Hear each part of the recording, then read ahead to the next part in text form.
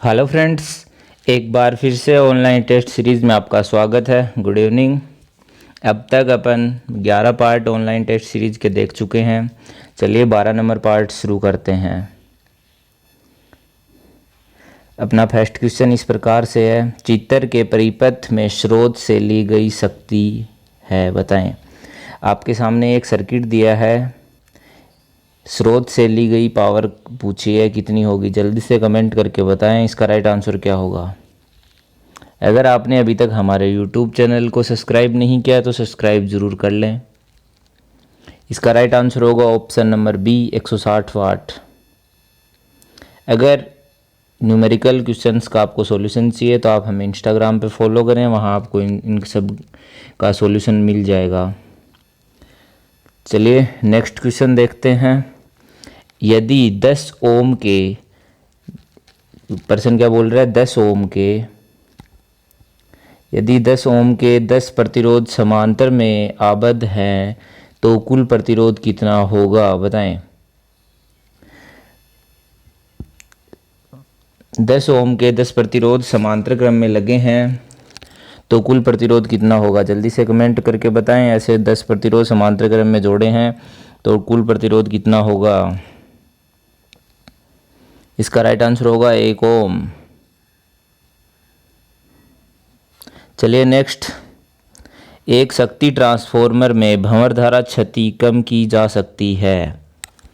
जो अपना एक पावर ट्रांसफॉर्मर होता है उसमें भंवर धारा क्षति कम करने के लिए अपन क्या करते हैं, जल्दी से कमेंट करके बताएं।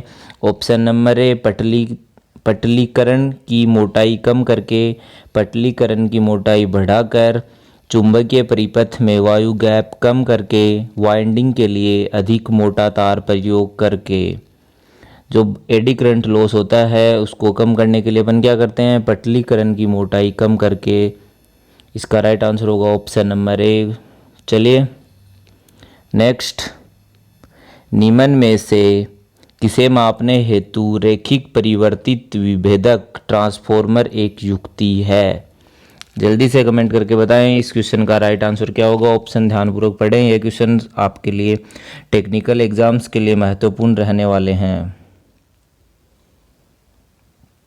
निम्न में से किसे मापने हेतु रैखिक परिवर्तित विभेदक ट्रांसफॉर्मर एक युक्ति है। इसका राइट आंसर होगा विस्थापन, ऑप्शन नंबर डी। चलिए नेक्स्ट क्वेश्चन देखते हैं।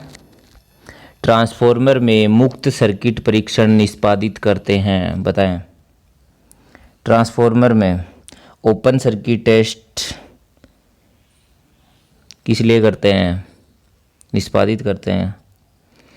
जो ट्रांसफॉर्मर में ओपन सर्किट टेस्ट है वह किसके लिए किया जाता है, वो आप हमें कमेंट करके बताएंगे। और जो ये ओपन सर्किट टेस्ट होता है वह ट्रांसफॉर्मर के रेटेड वोल्टेज के साथ किया जाता है। इसका राइट आंसर हुआ ऑप्शन नंबर ए। चलिए नेक्स्ट क्वेश्चन देख लेते हैं। यदि दो चुंबकीय ध्रुवों के मध्य दूरी d है तो उनके मध्य बल होगा d² के व्युत्क्रमानुसमानुपाती। क्वेश्चन अपन ने पिछले कुछ वीडियो के अंदर किसी न किसी एक वीडियो में देख लिया था। चलिए जल्दी से अगले क्वेश्चन पे चलते हैं। सामान्य रूप से थायरिस्टर का वैद्युत प्रतिरोध होता है। जो थायरिस्टर होता है उसका वैद्युत प्रतिरोध होता है, जल्दी से कमेंट करके बताएं। तापमान बढ़ने के साथ बढ़ता है, ऑप्शन बी तापमान बढ़ने के साथ घटता है, ऑप्शन सी तापमान में परिवर्तन होने पर पूर्ववत रहता है, ऑप्शन डी कम तापमान पर बढ़ता है और उच्च तापमान पर घटता है। जल्दी से कमेंट करके बताएं सामान्य रूप से थायरिस्टर का वैद्युत प्रतिरोध। इसका राइट आंसर होगा ऑप्शन नंबर बी, तापमान बढ़ने के साथ साथ घटता है। जो थायरिस्टर का प्रतिरोध होता है वह तापमान बढ़ने के साथ घटता है। चलिए नेक्स्ट क्वेश्चन देख लेते हैं। एक जो डायोड है वह अग्र अभिनीति अर्थात फॉरवर्ड बायस होता है यदि डायोड फॉरवर्ड बायस कौन सी कंडीशन में होगा। ऑप्शन नंबर ए, कैथोड के सापेक्ष एनोड धनात्मक हो, ऑप्शन बी एनोड के सापेक्ष कैथोड धनात्मक हो, ऑप्शन डी एनोड एवं कैथोड एक ही ध्रुवण पर हो, ऑप्शन डी उपरोक्त में से कोई नहीं। जल्दी से कमेंट करके बताएं एक डायोड फॉरवर्ड बायस में निम्न में से कौन सी कंडीशन में होता है? इसका राइट आंसर होगा ऑप्शन नंबर ए, कैथोड के सापेक्ष एनोड जब धनात्मक हो, वह स्थिति कौन सी होती है? फॉरवर्ड बायसिंग होती है। चलिए नेक्स्ट क्वेश्चन देख लेते हैं। जो अपना जल पंप अर्थात वाटर पंप में प्रयोग करने के लिए सबसे अधिक पसंद की जाने वाली मोटर कौन सी है? बताएं।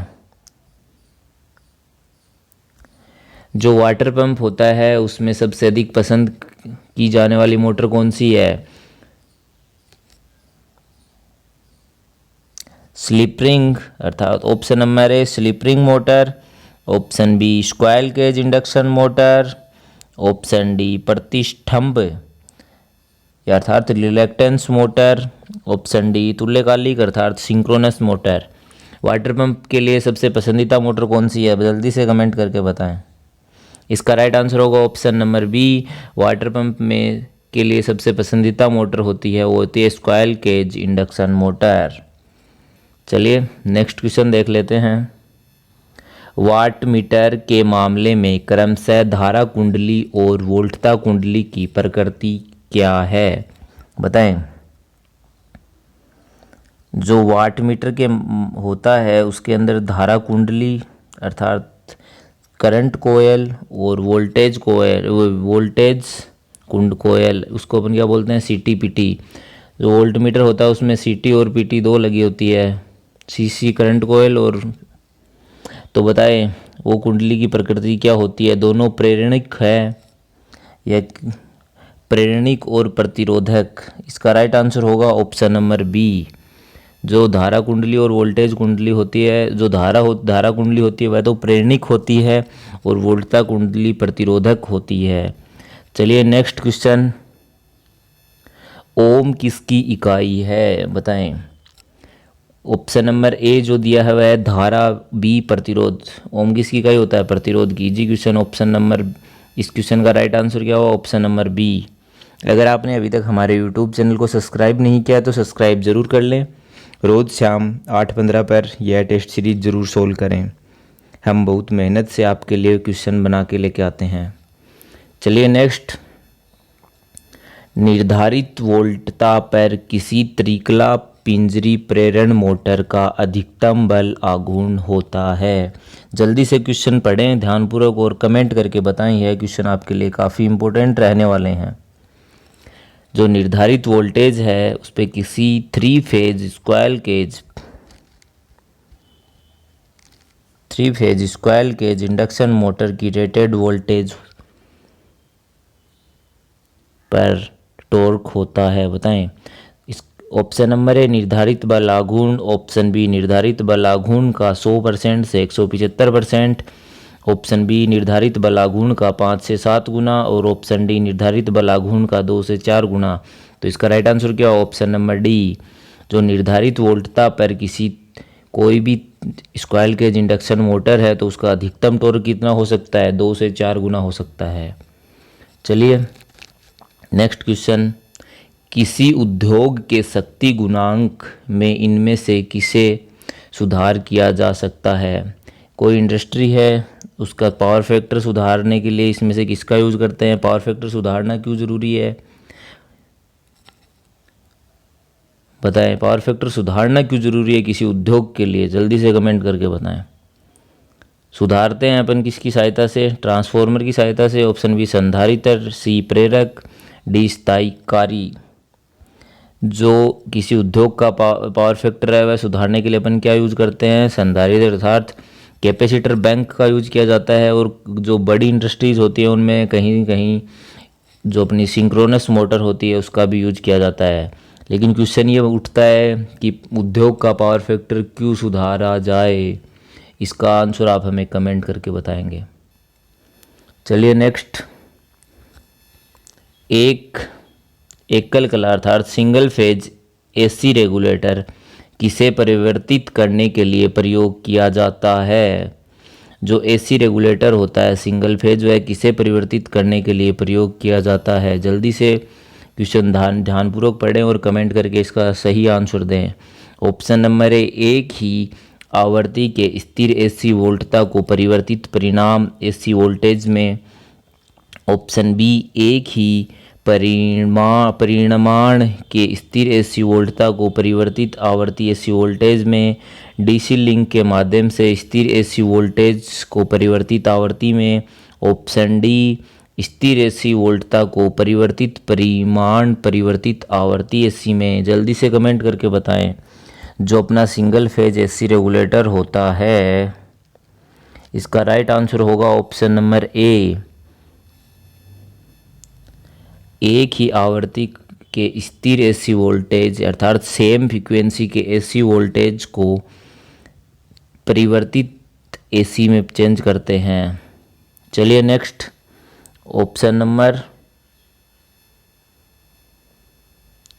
क्वेश्चन देखते हैं। किसी द्विपिंजरी प्रेरण मोटर में निम्नलिखित में से कौन सत्य नहीं है? जल्दी कमेंट करके बताएं।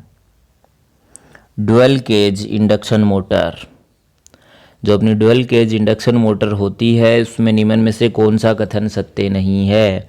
ऑप्शन नंबर ए, बाह्य छड़ की प्रतिरोधकता कम है। जो अपनी डबल केज होती है उसमें रोटर जो होता है उसमें दो होते हैं, बाहर की साइड रोड्स होती हैं और अंदर की साइड भी रोड होती है। कुछ इस तरह से उसका रोटर होता है। आपने देखा होगा ड्यूल केज रोटर कैसा होता है। जो ड्यूल केज वाली मोटर होती है उसमें से इनमें से कौन सा कथन सत्य नहीं है? बाह्य छड़ की प्रतिरोधकता कम होती है अर्थात जो बाहर की साइड वाली छड़ होती है। बाह्य पिंजरे का क्षरण प्रेरकत्व कम है। ऑप्शन सी, बाह्य छड़ का अनुप्रस्थ काट कम है। इनमें से कोई नहीं। बताएं। जो ड्यूल केज वाला रोटर होता है उसकी विशेषता पूछिए ऑप्शन के अकॉर्डिंग, तो बताएं जल्दी से इसका राइट आंसर क्या होगा?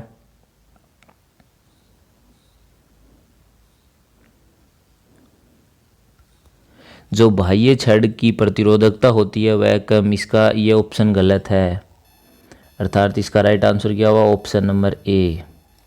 इसने अपने को गलत ही कथन ही पूछा जो सत्य नहीं है, तो इसका फर्स्ट ऑप्शन ही सही नहीं है। चलिए नेक्स्ट क्वेश्चन देखते हैं। किसी भी एकल फेज ट्रांसफॉर्मर में प्राथमिक और द्वितीयक प्रेरित वोल्टताएं होती है। बताएं, जल्दी से कमेंट करके बताएं। सिंगल फेज ट्रांसफॉर्मर की प्राइमरी और सेकेंडरी में जो उत्पन्न वोल्टेज होते हैं उनमें क्या होता है? ऑप्शन नंबर ए, 180 डिग्री फेज के बाहर। ऑप्शन बी, 90 डिग्री फेज के बाहर। ऑप्शन सी, फेज में। ऑप्शन डी, इनमें से कोई नहीं। जल्दी से कमेंट करके बताएं। इसका राइट आंसर क्या होगा? फेज में, ऑप्शन नंबर सी। अगर आपको हमारी ऑनलाइन टेस्ट सीरीज पसंद आए तो वीडियो को लाइक, कमेंट, शेयर, सब्सक्राइब करना ना भूलें। चलिए नेक्स्ट। किसी संचरण लाइन में श्रेणी रिएक्टर का प्रयोग किसके लिए किया जाता है? बताएं। एक ट्रांसमिशन लाइन है उसमें श्रेणी रिएक्टर का प्रयोग किसके लिए किया जाता है? ऑप्शन नंबर ए, दोषी धारा को सीमित करने के लिए। ऑप्शन बी, शक्ति तंत्र के स्थायित्व को बढ़ाने के लिए।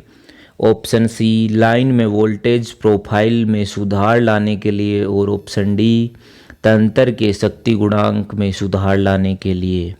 श्रेणी रिएक्टर का उपयोग किस लिए किया जाता है? ट्रांसमिशन लाइन में दोष धारा को सीमित करने के लिए किया जाता है। इसका राइट आंसर हुआ ऑप्शन नंबर ए। चलिए नेक्स्ट। एक बेलनाकार रोटर तुल्यकालिक मोटर अर्थात सिंक्रोनस मोटर, इसकी क्षेत्र कुंडली जिसमें उन पर कम कर दिया गया है चालू है, यह है। बताएं इस क्वेश्चन का राइट आंसर क्या होगा?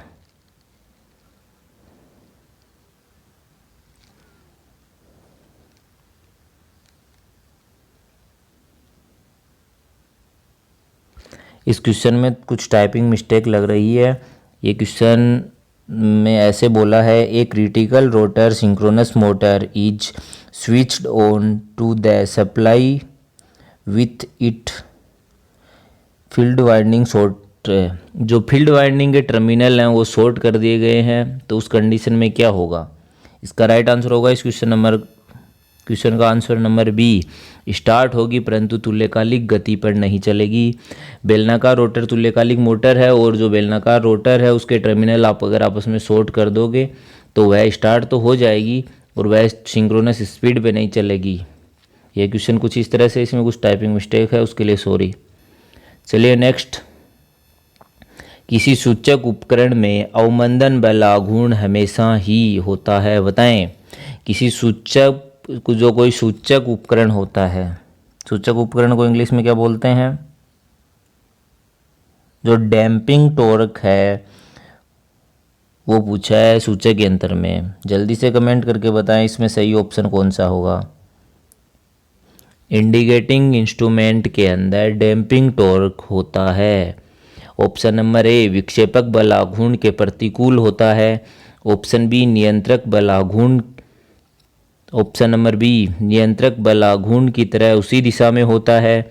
ऑप्शन सी चल तंत्र के मोशन की दिशा के विपरीत होता है और ऑप्शन डी नियंत्रक बल आघूर्ण के विपरीत होता है। जल्दी से कमेंट करके बताएं इंडिकेटिंग इंस्ट्रूमेंट में डैम्पिंग टॉर्क हमेशा कैसा होता है? इसका राइट आंसर होगा ऑप्शन नंबर सी, चल तंत्र के मोशन की दिशा के विपरीत होता है। डैम्पिंग टॉर्क क्या करता है? किसी भी इंस्ट्रूमेंट में डैम्पिंग टॉर्क क्या काम करता है? कमेंट करके बताएं जल्दी से। अगर आपको इस क्वेश्चन का आंसर नहीं आता डैम्पिंग टॉर्क क्या करता है, तो इस का आंसर हम जल्द आपके साथ डिस्कस करेंगे। चलिए नेक्स्ट, घरेलू आपूर्ति की वोल्टता है 220 वोल्ट एसी। अपने घर पे घरेलू जो वोल्टेज होती है वो कितनी होती है? 220 वोल्ट एसी, ठीक है।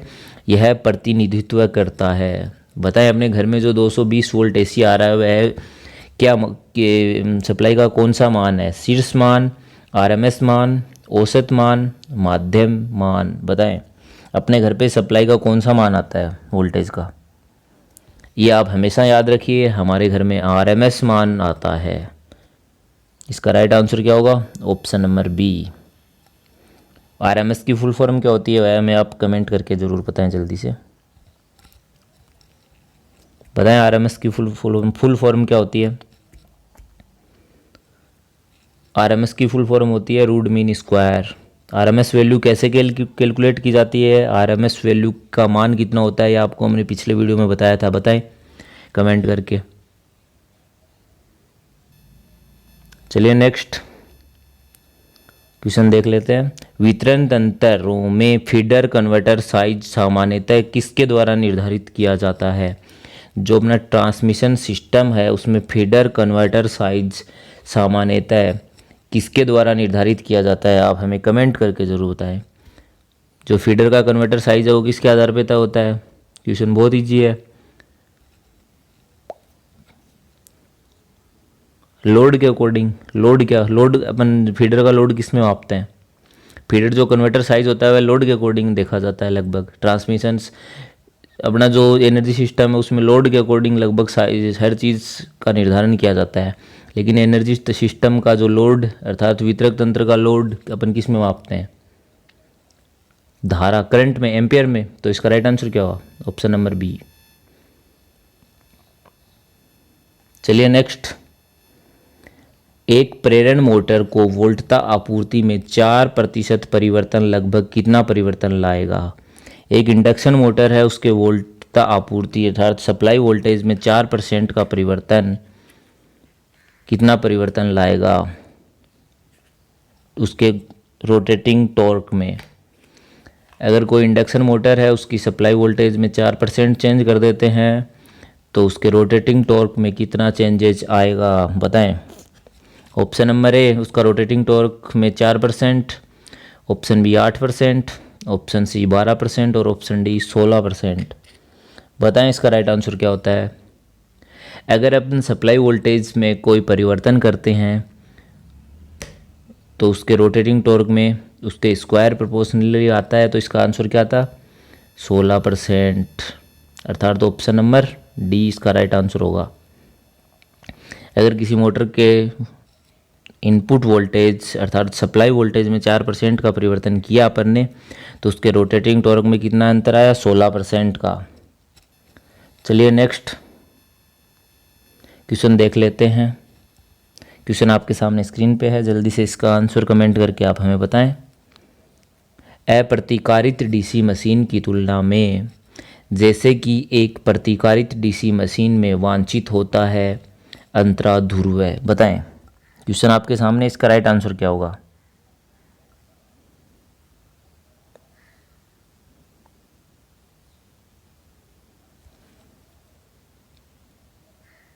इसका राइट आंसर होगा इस क्वेश्चन का क्या होगा? इस क्वेश्चन का राइट आंसर होगा ऑप्शन नंबर सी। अगर आपको हमारी ये ऑनलाइन टेस्ट सीरीज पसंद आए तो कमेंट ज़रूर करें। जहाँ तक हो आप खुद क्वेश्चन पढ़ा करो, खुद क्वेश्चन पढ़ने से ज़्यादा समझ में आता है।